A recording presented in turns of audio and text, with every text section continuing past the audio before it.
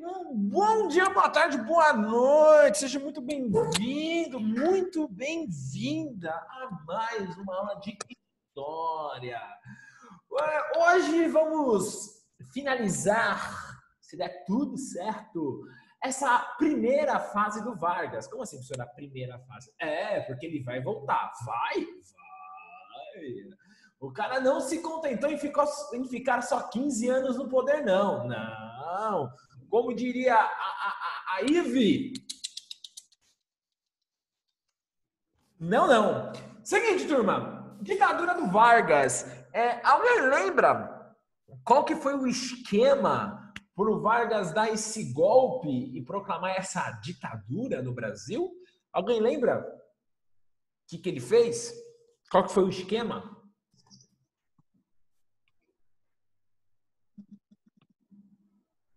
Não? Está todo mundo em silêncio? Opa, tem aqui mensagem no bate-papo. O risco do comunismo. Isso mesmo, o risco do comunismo. Se você lembrar lá na aula anterior, né? Tá aí, né? Uma charge, né?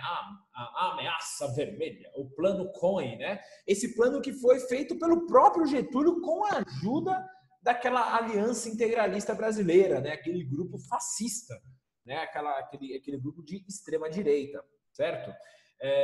Teve um levante da extrema esquerda, mas que não teve adesão de operários, não teve adesão de populares, e que, né, teve só 250 participantes, mas quando você foi ver, 6 mil foram presos, né? Por quê? Getúlio prendeu os opositores. Tudo isso aí na aula anterior, beleza? Então, é o período da ditadura e o Vargas, ele tem apoio popular com isso. É isso mesmo, você tem um apoio popular a uma ditadura. Olha o nível que chegamos. Por que isso? Mas por que isso aconteceu? Olha lá, turminha. As leis trabalhistas, no seu conjunto, foram consolidadas nesse período. Olha o que acontece em 1940. Você tem imposto o salário mínimo. É colocado o salário mínimo, é criado o salário mínimo.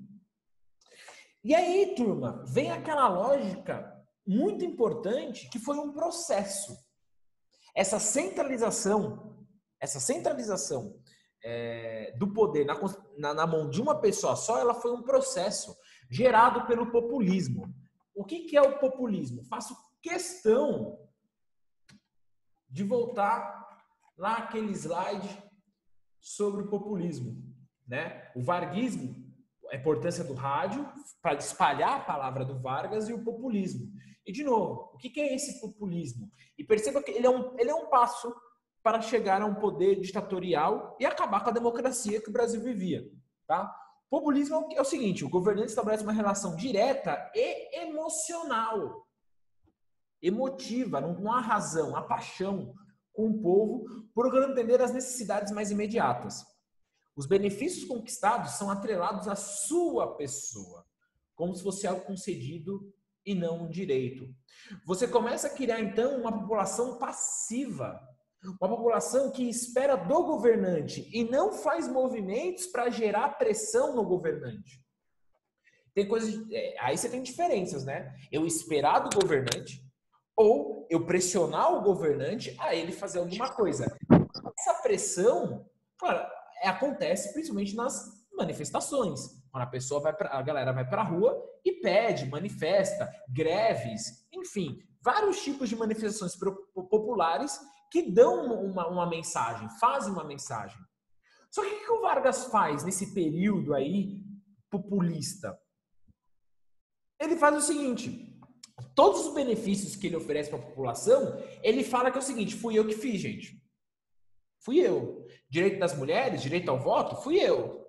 Leis trabalhistas, fui eu. Ele ignora totalmente e propositadamente. Proposital. Ele cala. Ele fala, não foi por pressão popular, não foi pelo movimento das mulheres, não foi pelo movimento dos trabalhadores. Não, fui eu, foi da minha cabeça aqui que eu tirei. Isso faz com que uma população fique cada vez mais o quê? Mais passiva. Falando, não, beleza, o governante vai oferecer para nós. Ele vai ter a solução. A gente vai esperar do nosso governante. Ele vai ter a solução dos problemas. Por isso que eu vejo tão raso Vamos melhorar a saúde, melhorar a educação, melhorar a segurança, né? Só que o cara não vai pro como, né? Tá, mas como você vai fazer isso? Porque ele tá no campo abstrato, ele tá no campo emocional, pra galera, pro pessoal. Como que eu vou garantir segurança de vocês? Não, ó, perceba, eu tenho um governante forte ali, então ele vai garantir a segurança porque eu tenho um governante forte. Olha como é emocional. Olha como é emotivo. E não tem algo prático. Não tem uma solução ali, tipo, mano, qual que é a solução? Qual que vai ser o projeto? A população vai apoiar esse projeto ou não? Porque durante um governo tem coisas que acontecem e que não foram prometidas durante a eleição. Então você precisa ouvir a população. Só que a gente tem essa desconfiança com o povo. A gente tem a desconfiança. Não, você acha que eu vou pedir opinião pro povo? Você é louco? Esse povo aí, essa gentalha, essa gente não sabe nada do que quer. Não sabe nada do que quer. Nada melhor do que a própria pessoa que vive a realidade para ela dar uma solução ou dar uma opinião sobre alguma suposta solução. Vou dar um exemplo, por exemplo, acho que foi o João Dória, na pandemia, ele chegou e falou para a galera ficar sentada. Os ônibus só iam poder entrar no ônibus gente sentada só. Assim, uma pessoa que faz uma solução dessa, tipo assim, acho que nunca andou de busão, né? Para falar um negócio desse, né? Como a pessoa vai chegar no trabalho? Quantas horas a mais ela vai demorar para chegar? Se só no ônibus pode ir gente sentada. Sendo que ele diminuiu frota de ônibus no começo do seu mandato. Sabe, tem umas coisas que é uma pessoa que fala, mano, esse cara nunca andou de ônibus. E tudo bem o cara não ter andado de ônibus. Beleza, pergunta pro povo. Pergunta para as lideranças populares. O que você acha dessa minha proposta? Não. É isso que vai dar certo e pronto, acabou. Um exemplo. Certo? Beleza? Então isso foi um passo, né? E aí criou a história da ameaça vermelha. Quem o povo confia? Vargas. Então depositaremos todas as nossas forças no Vargas. Acho que esse é um ponto muito importante da aula. Todo mundo entendeu? Foi claro? Sei lá, me dá o joinha aí, online aí, pelo menos. Deixa eu ver, abrir aqui.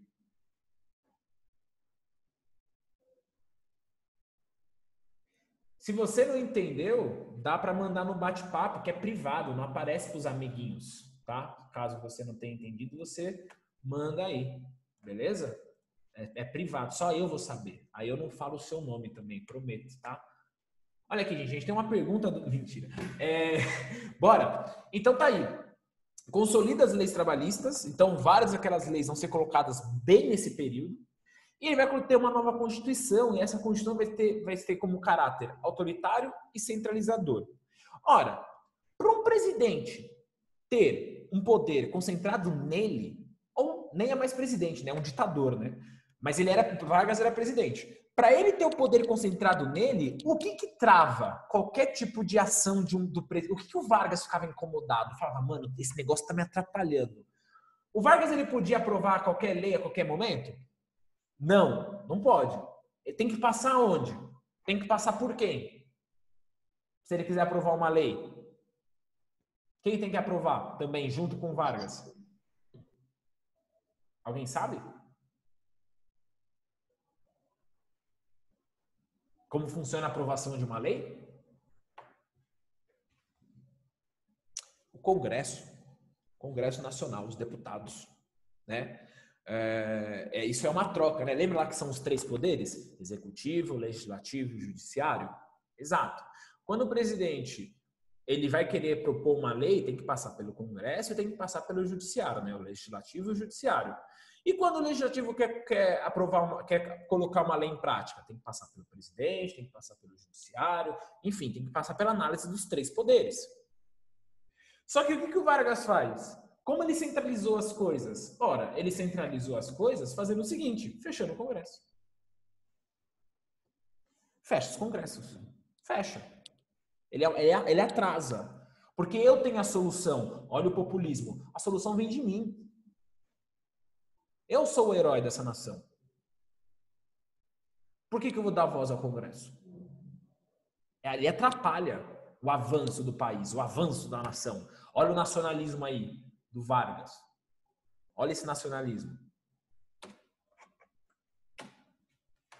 E também você tem o fim dos partidos e das eleições, obviamente, né?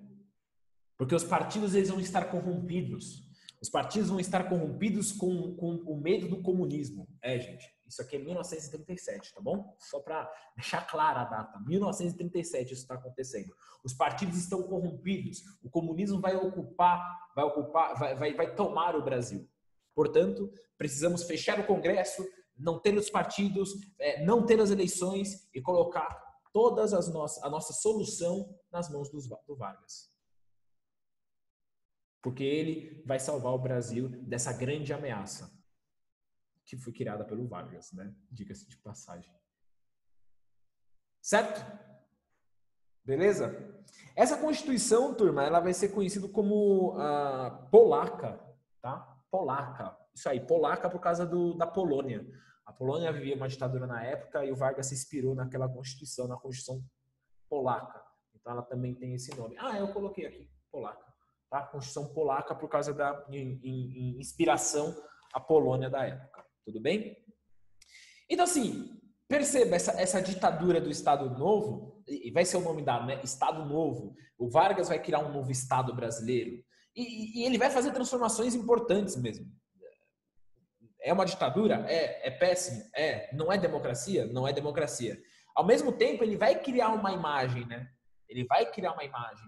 Que imagem é essa? Como ele vai construir essa imagem? Ora lá, o trabalhador também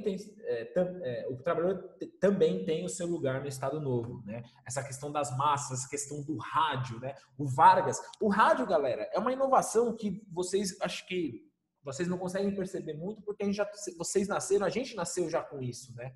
Mas imagine você conseguir ouvir a voz do seu líder dentro da sua casa. É um cara íntimo. Parece que ele está falando com você. Dá essa sensação.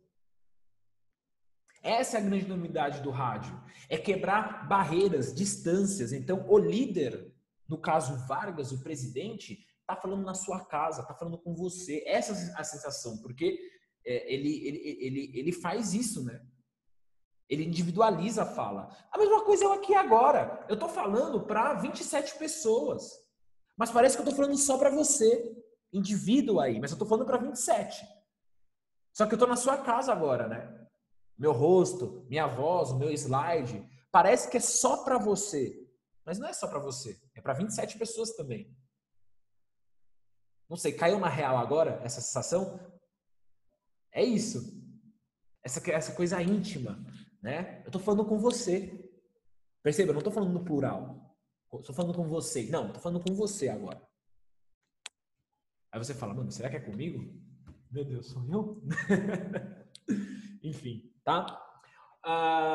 Seguindo, o Vargas ele vai criar um departamento de imprensa e propaganda que vai ser fundamental para o regime para criar aquela figura carismática, aquela figura do bem. O Vargas, que é o nosso pai, é a nossa mãe. O Vargas é o nosso cuidador, ele vai cuidar da gente, vai cuidar do povo. Mas, obviamente, porque eu criar um departamento de imprensa e propaganda é garantir censura, né? Porque se eu quiser fazer uma crítica ao Vargas, se eu quiser falar que o Vargas matou e assassinou milhares de pessoas, ou que ele mandou uma mulher judia e comunista para as mãos do Hitler, como aconteceu com Olga Benário, isso não sai. Isso não sai na imprensa. Censura, perseguição aos opositores. Vargas fazia isso. Mas o que vai aparentar, né? É o cara do bem. Olha o cara cuidando das crianças, né? Cuidando do futuro. Pode perceber, o ditador, ele adora aparecer com crianças. A gente vê, se você tiver com essa apostila aí, tem lá no Em Casa, na página 209, não sei se estiver longe de você, estou colocando aqui para vocês, né? A mesma imagem que eu coloquei para vocês, olha o Hitler com criança, Mussolini com criança, Vargas com criança. Tem o Stalin com criança também. Por que a criança? Porque é o símbolo do futuro. Eu vou garantir o futuro. O presidente está com uma criança, é o quê? Eu vou garantir o futuro. É algo muito populista. total populista, né? Para garantir popularidade, para garantir, olha, eu vou garantir o bem do povo, vou garantir o bem da população, né? Obviamente, outra medida populista é a questão dos trabalhadores, como, enfim, já coloquei, já comentei.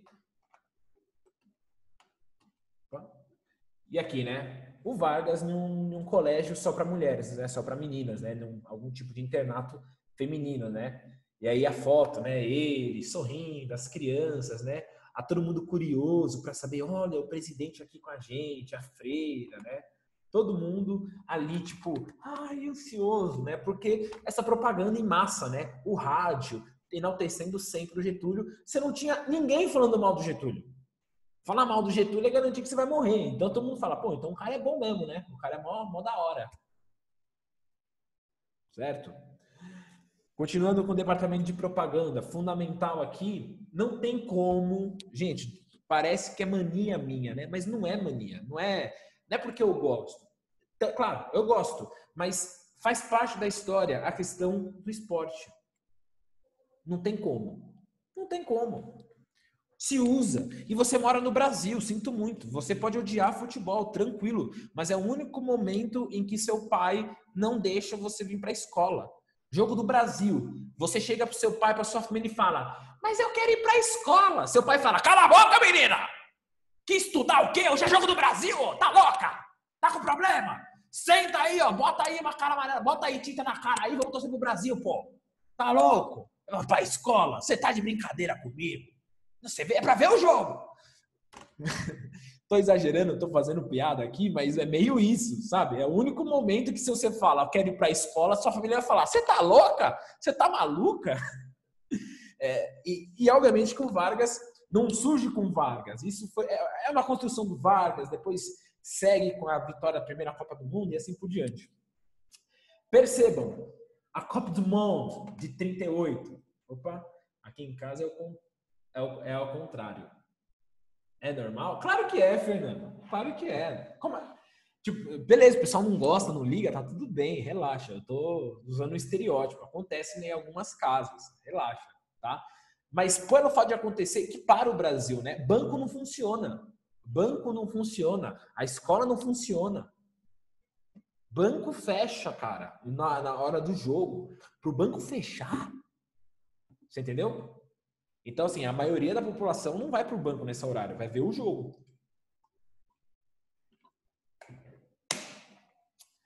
A Copa do Mundo 38. Turma, só uma curiosidade aqui. Em 39 vai acontecer a Segunda Guerra Mundial, a guerra que nós estudamos. E o mundo tá passando por um nacionalismo muito forte. Percebe esse cartaz, né? Um jogador com a bola em cima da França. Esse cartaz significa muita coisa aqui. Essa bola em cima da França significa a bola tá com a França. Quem manda no mundo é a França. É o jogador francês, né? A bola tá com a França. Só uma curiosidade aqui de época, né? Uma época que o nacionalismo estava efervescendo, em que, enfim, no ano seguinte, Hitler invade a Polônia e temos o início da Segunda Guerra Mundial, tá? Aqui você tem a seleção brasileira, de 38. E aí você tem um homem, né, de grande destaque na época, conhecido como Leônidas da Silva, tá? Jogou no São Paulo, mas jogou no Rio de Janeiro também, jogou no Flamengo, fez muita sua carreira no Rio de Janeiro, depois veio para o São Paulo. E percebam, né? Aqui está o Leônidas, aqui na trupe, né? Aqui é o Leônidas.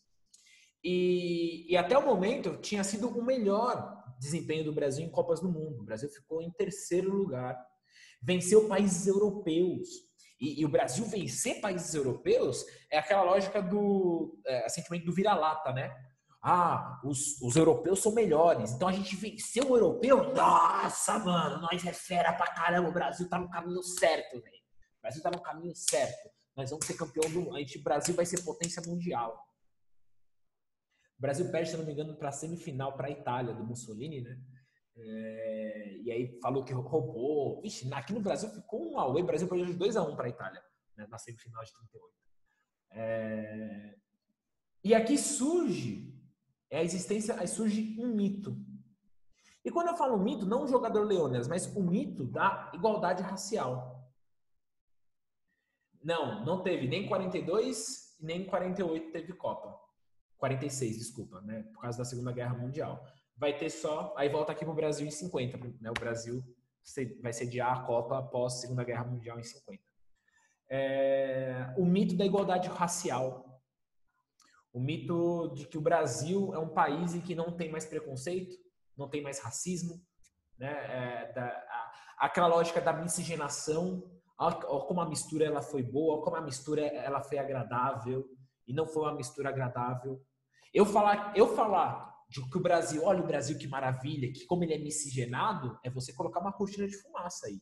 E não tratar de um problema. Porque falar de um Brasil miscigenado, aqui nessa época, tá atrás do que, ó, o Brasil tem uma mistura. Não tem essa questão de raça acima. Não, é todo mundo igual. Tá todo mundo certo aqui. Não, acabou. Então, é o mito da igualdade racial e que não há essa igualdade racial.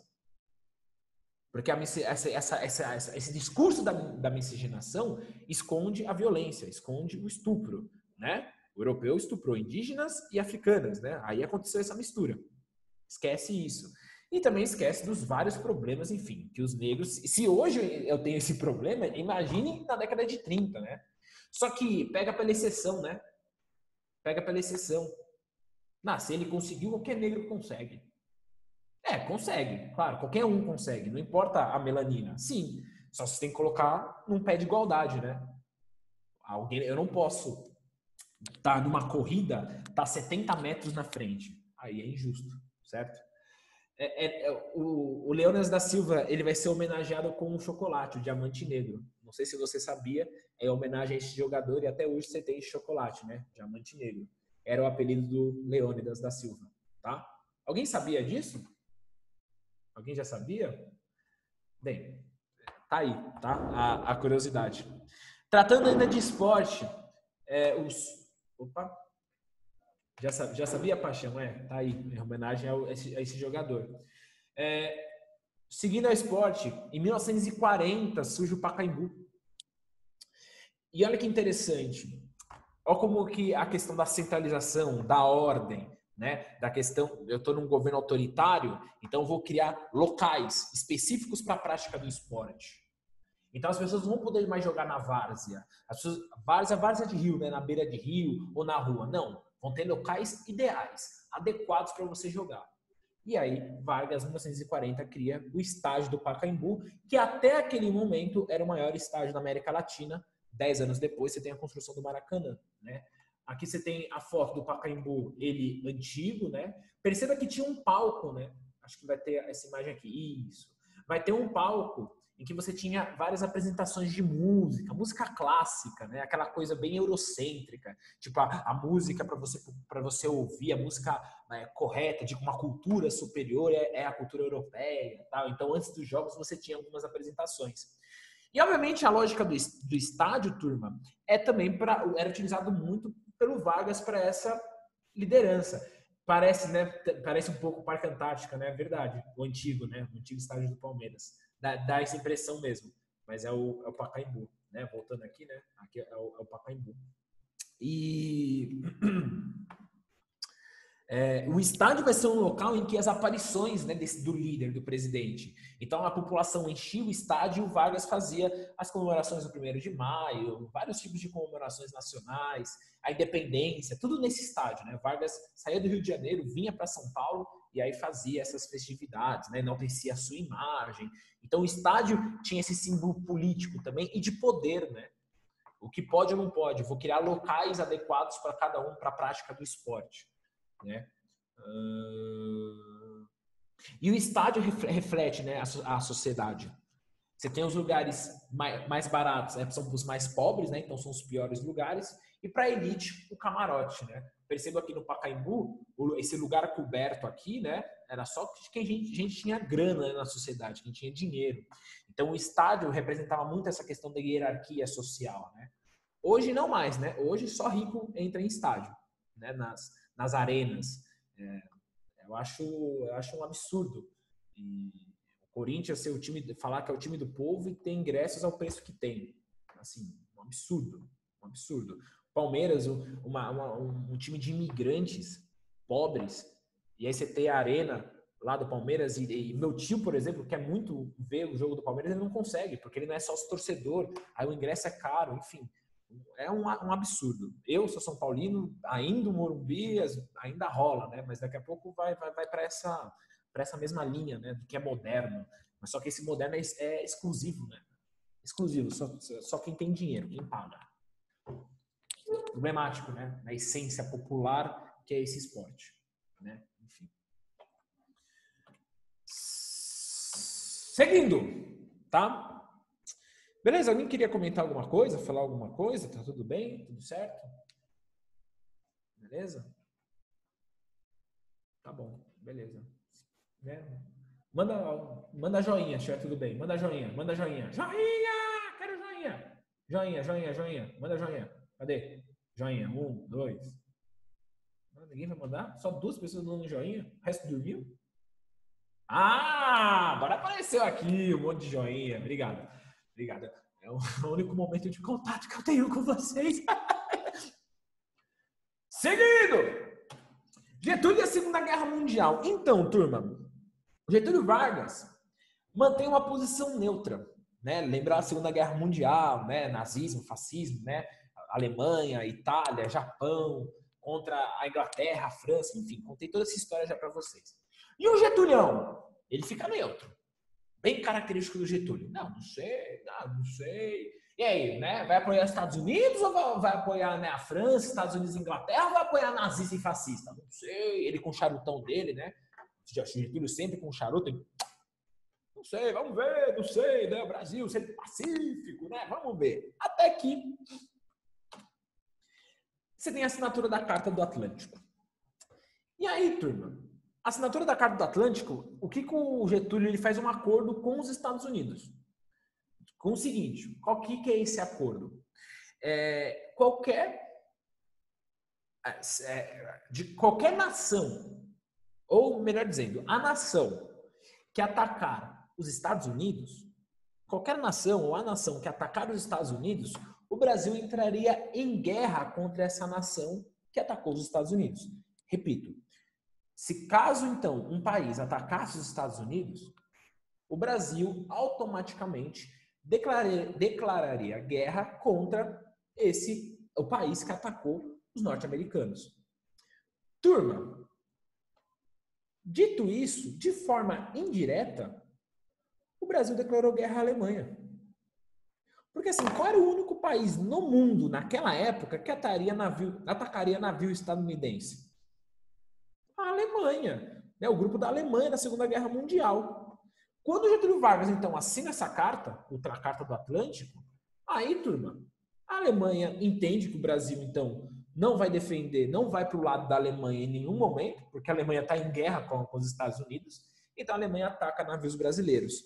E ao atacar navios brasileiros, isso tem consequências para o esporte. Você consegue enxergar isso no esporte.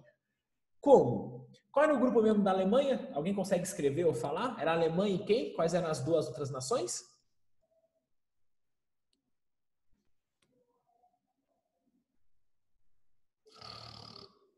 Vocês não sabem? Vocês não lembram? Eu acabei de falar, meus amores. Então, eu vou falar aqui. Ah, alguém vai falar ou não? Fala, Matheus. Ah, ele ia falar, não quis. Alguém mandou aqui no bate-papo. Japão, era Alemanha, Japão. Qual era o outro país junto com a Alemanha? Alemanha, Japão e Itália. Itália, a Itália. Beleza. Palmeirenses. Qual era o nome do Palmeiras antigamente? Palestra Itália. É aí que vem a mudança do nome do time de vocês. Por causa da Segunda Guerra Mundial. Você tem uma evidência, um fato histórico aqui. Um fato. Era Palestra Itália, ó. Até março de 42, Palestra Itália. De março a setembro, tenta dar uma maquiada, tipo, ó, Palestra, Chile e Itália. Mas aí, em setembro de 42, o Palestra Itália torna-se Palmeiras, né? E usa o verde, né? O verde do Brasil, né? Ligado à Itália também, né? Era a única cor em comum entre Brasil e Itália. Aí o Palmeiras escolhe o verde e surge, então, o Palmeiras, tá? O time do Palmeiras hoje, tudo bem? Também tem o Cruzeiro, que era conhecido como também Palestra Itália, lá em Minas Gerais, teve que mudar de nome, tá? E muda de nome também. E aí você tem um fato interessante, né? Que nesse ano, ou um ano depois, o Palmeiras, ele vence o campeonato estadual, vence o campeonato paulista, né? O Palmeiras vence o campeonato paulista, entra no Pacaembu, o grande símbolo, né, nacional do futebol, entra aí com a bandeira do Brasil, né? Falando, não, a gente não tem nada a ver com os fascistas, a gente aqui é Brasil e tal. E o Palmeiras vence, é campeão paulista. E o campeonato paulista era extremamente forte, era quase um campeonato brasileiro na época. Né, de tão forte que era o campeonato, e o Palmeiras vence e é campeão paulista em 42, o ano que ele muda, né? Aí pegou, né? Ganhou, deu sorte, vai Palmeiras, né? Aí vira Palmeiras, tudo bem? Só que existe uma grande turminha, existe uma grande contradição do Getúlio entrar na guerra. Qual que é a grande contradição do Getúlio entrar na guerra contra a Alemanha e a Itália? Alguém consegue perceber? Tipo, mano, não faz sentido. Porque é o seguinte, os Estados Unidos estão na Segunda Guerra Mundial para livrar o mundo do autoritarismo, livrar o mundo do nazismo e do fascismo. Mas espera aí. Qual que é a contradição? Aí o Brasil entra do lado dos Estados Unidos? Espera aí, tem uma contradição. Qual que é? O Brasil está indo na Europa para derrubar o quê? Com que tipo de governo?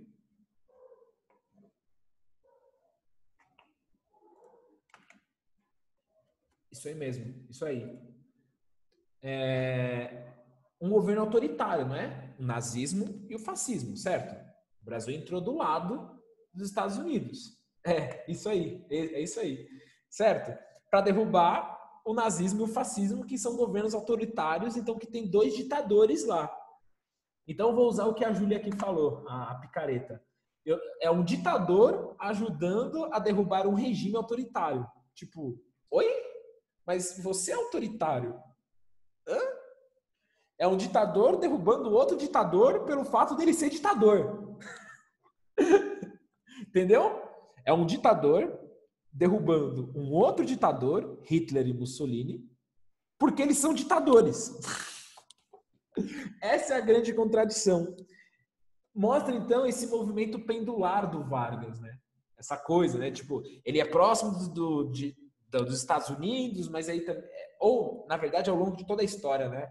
O Vargas, ele aciona certas liberdades antes do Estado Novo, mas depois ele proclama a ditadura. Então, esse movimento pendular do Vargas, né? Ele ligado ao fascismo, mas também aí apoiando de uma guerra contra o fascismo.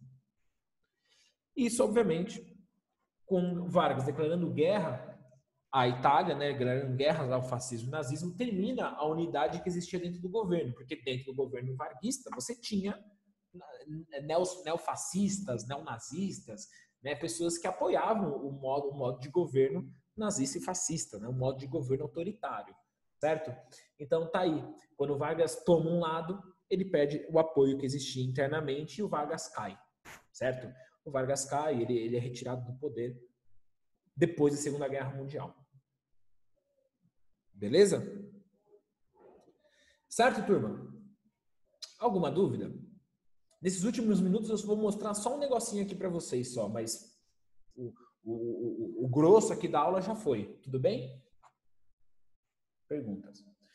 E mesmo os Estados Unidos sabendo que aqui tinha detalhes, assinaram aquele tratado? Sim, paixão, assinaram. Assinaram aquele tratado, mesmo sabendo que aqui era um governo autoritário. Exato. Não só isso, paixão, mas olha só, era o dinheiro dos Estados Unidos que financiou a industrialização do Brasil. Por exemplo, a Companhia Siderúrgica Nacional, né, uma companhia de aço, 1940, empréstimo dos Estados Unidos. Porque os Estados Unidos queriam que o Brasil apoiasse eles na Segunda Guerra Mundial contra a Alemanha. Já queria esse apoio do Brasil. E o Vargas resistindo, né? Porque o Vargas é um nacionalista. O Vargas é um nacionalista. Ele fala, não vou me vender aí é o que os Estados Unidos querem. Eu sou um nacionalista. Ele é autoritário. Isso não é elogio, não. Tá? Isso não é elogio. Só explicando o que é. Fato. E aí os Estados Unidos tentam barganhar, né? Aí faz empréstimo para ver se o Vargas ele pende para o lado dos Estados Unidos. Porque o Brasil na América do Sul era a grande potência, né? Era um grande símbolo, né? Então os Estados Unidos tinham medo de perder para uma lógica alemã. Exato, eles não eram. Sim, é a grande contradição dos Estados Unidos. Então, eles não eram contra regimes autoritários. Clássica contradição dos Estados Unidos. Se preocupa aqui com a Venezuela, mas e a Arábia Saudita lá, né? Que tem um governo extremamente autoritário. Né? Não se importa. Enfim. Então, aqui, a Vargas foi muito importante nesse processo de industrialização brasileira. Também ele constrói a famosa Vale do Rio Doce, tá, em 42, para retirada de minérios. Cria também uma fábrica nacional de motores em 1943. Não à toa que a marca dos caminhões, FNM, Fábrica Nacional de Motores. A hidrelétrica do Rio São Francisco em 45, né, foi a última atitude que ele tem, certo? Toda essa industrialização foi fundamental, obviamente, para bens de consumo, para as pessoas comprarem, e também para estruturar o Brasil, né? Percebam, usina hidrelétrica, eu espalhar energia elétrica, turma. As pessoas terem luz, para você não ter queda de energia, e as pessoas também saírem da parafina, né? Enfim, de outros modos de conseguir iluminação. Então, energia elétrica, ferrovia, rodovia, você tem uma expansão desses meios de locomoção aí para poder escoar a produção, né? Escoar os minérios, escoar os motores, as máquinas e assim por diante, certo?